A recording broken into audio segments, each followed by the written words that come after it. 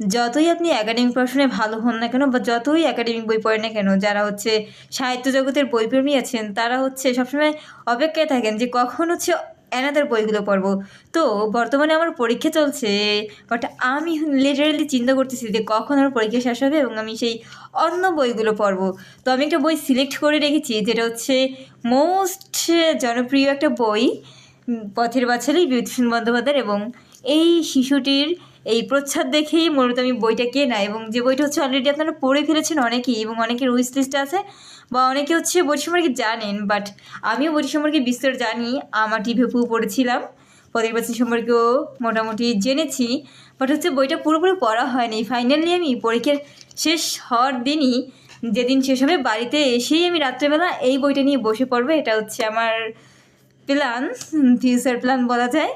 তো সবাই দোয়া করবেন যাতে বইটা আমি খুবই ভালোভাবে পড়তে পারি এবং বইটা নিতে পারি। বিভূতিভূষণ মানেই হচ্ছে অন্যরকম একটা ভালোবাসা, এবং পথের পাঁচালী হচ্ছে তার বেস্ট ভালোবাসা বলা চলে। তো হোয়াই আই এম নট, কেন আমি না মানে এই বইটা পড়বো না অবশ্যই।